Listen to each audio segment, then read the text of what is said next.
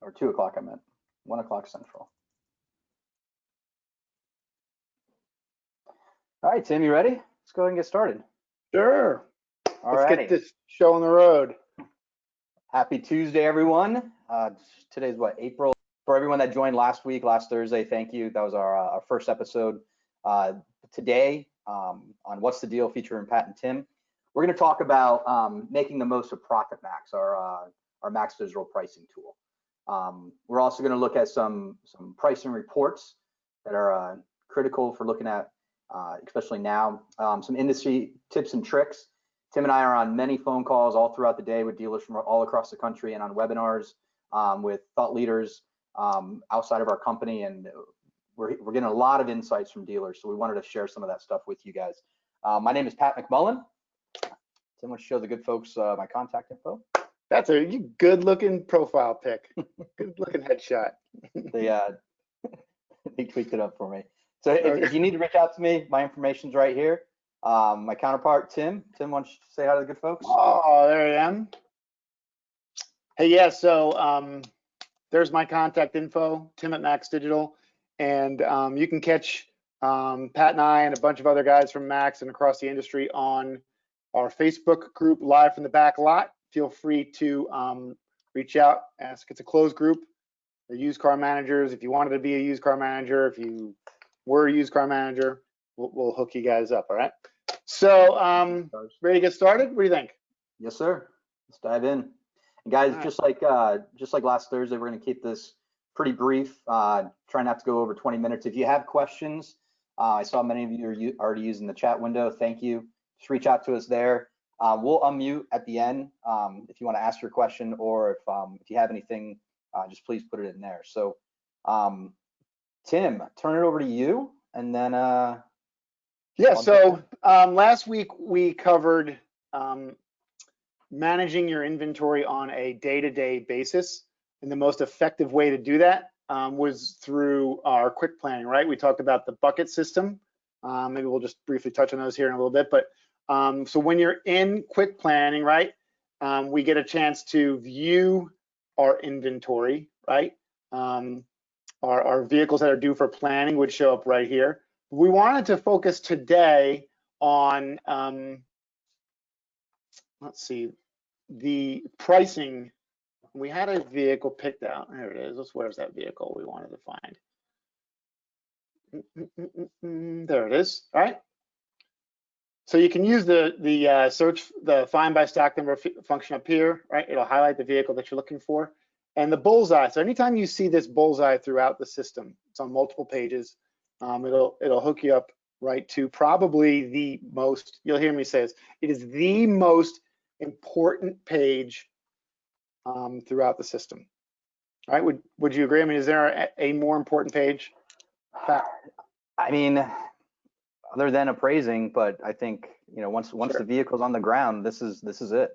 Yeah. Right. So this is where all the magic happens. So I'm gonna take you across the top here. So again, we're gonna assign a risk light to everything that comes into the inventory, right? These risk lights are based on how the vehicle performs at your location. So a green light vehicle, it turns quickly, it sells for good gross, or it turns quickly and for good gross. Okay, right? So a 2018, this is a Chevy store that we're in, Chevrolet Equinox LT all-wheel drive. I would imagine it's a pretty good seller for this location, right? It's been in stock for 15 days. The color, the mileage, and the unit cost that we're getting in from your inventory provider. Right over here, we have 3 units in stock, little known trick, right? You can click here and we will show you 3 other vehicles, the other vehicles that are in stock that are just like this one. If you're like some stores, your core inventory, you may have 6, 7, 8, 9, 10 Chevy Malibus or F-150s. You'll be able to see. Why are you smiling? What's so funny? I just got a text from a dealer that's on the webinar right now. What did he say? Oh, okay. All good? Yeah, it's good. Okay, good. All right, so you'll be able to see and be able to make sure your prices are in line. You'll notice at the top here too is the stock number, right? Anytime you want to see the stock number, you can click to the e-stock card. Pat, why don't you take us through the competitive set, the 3 steps, the 1, 2, 3. Yeah, so try to make it really, really easy for you, right? So the first thing you got to do is what is the market that we're looking at, and how do we want to slice and dice that market up? So you can see here the number one. First thing we got to do is define our competitive set. So what this is telling you here is in a 100-mile radius from this dealership, there's 154 overall 2018 Equinoxes. But we take that subset and we boil it down, and now of the 27, we're just looking at LTs. So it's taking out all the other trims, so we're really comparing apples to apples. Now we're using a live store here, so we won't, make sure you don't save any of this stuff, Tim. But this particular person moved the mileage parameter down. So when you have a car that comes in inventory right out the gate, it's going to show you from a 30,000 foot level all that inventory. So if we moved it from low listings to high listings, it takes it up to 30 matching. So Tim, what's your thought on playing with the mileage? Yeah, so I think when it comes to modifying your search radius based on mileage, I would look at the way you want to search the way a customer would search. And if you think about how a customer searches on AutoTrader or Car Gurus or Cars, very rarely do they search by mileage. They're looking by sometimes by price, by payment, by segment. So I think it's good to often get rid of the high mileage ones, right? Especially if you've got a lower mileage car. I caution you maybe getting rid of the lower mileage ones, because mileage is the #1 indicator of quality according to consumer research that we've done. So agreed. And especially now with traffic slowing down or halting in some locations. Oh, absolutely. You have the time to take a little bit extra to really dive into the market. So below the mileage there, you can look at all sorts of different things. You can really slice this data up in a bunch of different ways, from listings, whether it's active or stuff that was just recently active. So anything in the last 2 weeks that may have left online, we'll keep those in there for 2 weeks. You can look at different years. So if I wanted to look at current model year and then one behind and one after, I could do that. And you can read all the other ones on there. Trim, if you wanted to throw some, if there's light data set, you could throw some additional trims in there. My mom probably doesn't know the difference between a Equinox LT and an LS. So when she's shopping, like if there's a low amount of market data, should we add those just to kind of get, from Tim said, from that customer standpoint, how somebody actually shops. And I think one of the most important things is where it says equipment. If you got a specialty, hold on, I want to cut you off. This is something I always stress when guys go through this. The default way that we define the competitive set with Profit Max is we are going to include all drivetrains. Okay, so if you're in the South, you probably want to throw out the 4-wheel drives. If you're up north, you want to throw out the 2-wheel drives. If you're in the middle, probably doesn't matter, but make sure that you are looking at what's important to you. Would you agree, Patrick? Yes. Yeah, I see this a lot, so be careful there, guys. I saw my guys from Arkansas on the line. I'm sure a difference between an all-wheel drive and a two-wheel drive is a difference down there. So yeah, down here in Florida as well. Mm-hmm. Okay. All right, cool. So sorry, I didn't mean to cut you off, but no, that's why we're doing this. But the equipment, if you have a specialty piece of equipment on that vehicle and you want to drill down, you can. But also packages. If in this case an Equinox, but let's say you have a BMW 5 Series come on. But here, look at all these packages that are potentially available on the Equinox. So if it has a confidence in a convenience package and we wanted to whittle that down to those vehicles, we could do so, and we could just kind of look at that subset of market. I wouldn't recommend justifying your price just on that, but at least if there's a lot of market listings and a lot of cars out there, which Tim, I've been hearing from a lot of my customers where the rental places are trying to unload a lot of cars right now. So we've traveled a long time for this company. How many Equinoxes have you been in from rental agencies? I know for a fact that within 100 miles of this location, there's 154. Exactly. So just different ways to slice and dice the data. Once you get it to where you feel comfortable, the middle section, number 2, price to be in the game. There's many different ways to price a vehicle. You can price by percent to market, by rank online, or just type in the internet price. And we're going to show you what you own it for and then what your potential gross profit is from there. And then on the pricing toolbar, I know a lot of this stuff is probably remedial for a lot of you guys, but there's a good amount of people on here, so we don't want to skip anything. That pricing bar, you can also slide the the arrow right there and price to where you feel comfortable. Now, if you look on the far right hand side, number 3, pricing proof points, I think outside of, you know, defining your competitive set, that's one of the most important pieces on this page, because as a manager, when you price your vehicle, you can see before I hit update price and add, and before I send this online, am I setting myself up for when that customer comes in to justify my price, or when they're shopping me on autotradercars.com, Car Gurus, how does my price compare to the third-party experts? So having that there when you're pricing the vehicle and seeing how it changes. Tim, take that slider a little bit to the left just so they can see NADA move a little bit. So now all 3 are green checked. Now we might not want to be this low price, especially if you have a low mile per year car. But let's dive into the market listings, because Tim, I think we found a good example here on the market listings, and by taking out those low mileage inventory pieces, I think it told a pretty compelling story here. Yeah, so when you click into the market listings, we'll show you how we're searching, okay? And one of the most popular ways to filter here is by mileage, okay? Makes sense, correct? Yeah. And you'll notice here, so this location, right, this is the vehicle we're looking at. It's 15 days old, 45,000 miles, currently priced at $17,999. If you scroll up a little bit, you'll notice, where was that? There are vehicles, right? There are vehicles right here for sale, that right down the street, Echo Park in Charlotte. It's got 15,000 miles. Oh, right? They just raised the price from when we looked at this morning, didn't they? About an hour ago, yeah. Yeah, they raised the price because they were cheap. That car was on there for, I think it was on there for 18.2. So look at those Hertz car sales. The exact same mileage as ours, but look at the price difference. Yeah, Hertz is giving theirs away. Yeah. Right. So now those might be rental rockets and whatnot, but listen, it's all about the knowing. Yeah, so. Exactly. But to Tim's point, hold on real fast. To your point, taking out those low mileage inventory pieces, the example that we looked at just an hour ago with this same car was it was priced cheaper than ours, and it had half the mileage on it. Yeah. So a couple things you missed, I just want to make sure we touch on. Market day supply overall. Okay, so this is the market day supply for all 154 vehicles. So over the last 90 days, it would take 55 days to get rid of all 154 of those. Is that a fast mover or a slow mover, Patrick? It's not a trick question. Yeah. It's not a trick question, dude.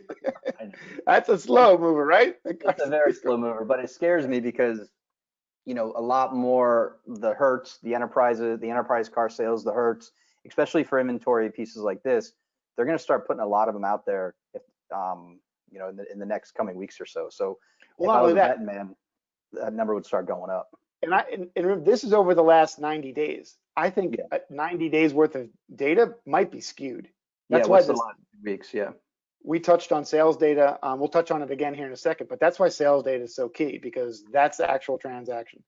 So matching is the same thing, right? This is the market day supply for the 38 that were, for the 19 that we're matching. Mm-hmm.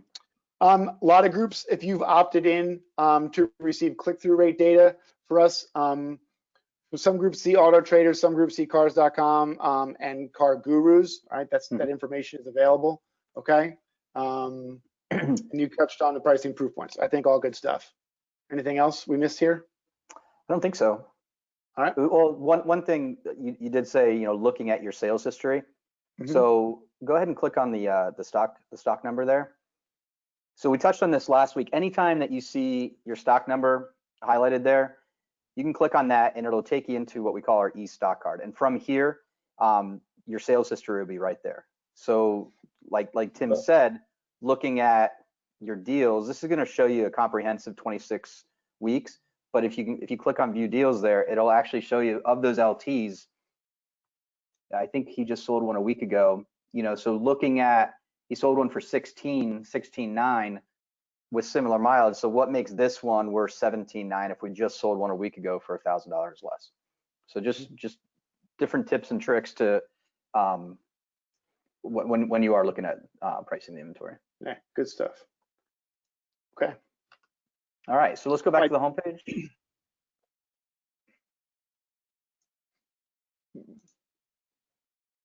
One other thing that we wanted to touch on the pricing side is this button right next to quick planning, Profit Max pricing summary. Let's go ahead and pull that up. So what this shows, it's looking at, we just looked at one of your inventory pieces and went through the pricing exercise. But what this page shows is it breaks all your inventory into different buckets. You can look at cars that don't have a price on the far left, cars that are potentially overpriced, cars that are priced at market, and potentially underpriced as well. And what we're going to do is we're going to show you those, depending on what bucket you click on. It defaults to overpricing, but you can go down and you can see that inventory. So if I'm doing my planning on a daily basis, but I also just want to kind of see holistically like how my inventory is sitting in the current market, because we're gonna reanalyze these every time you click on it, because we're getting data in from the internet all day long. So if you look at that, which one you want to do, Tim? You want to do that Lexus or? No, so this is a good example of a car. Oh, there we go. Yeah, that and the current environment, you probably should command some gross. Would you agree? This is not typical rental ride here. Exactly. A 2015 Q5, decent miles. I mean, it's a little high, but it's not end of the world. A lot of value. But look where we're pricing this. This is under $20,000 luxury vehicle.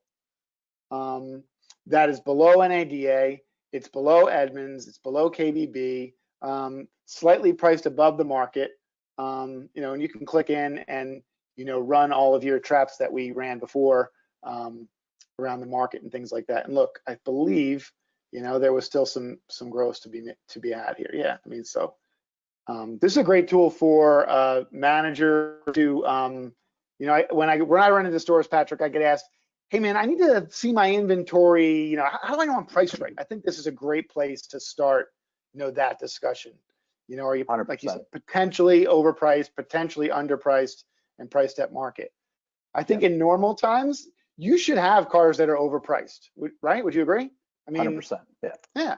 And then you should have cars. Yeah. You should have cars that are underpriced. Let's just talk about them. It's always my advice. All right, good. I thought there was one other place we wanted to touch on. That was the reports. Yeah. So from Max Reports, what are some good repricing reports we could check at?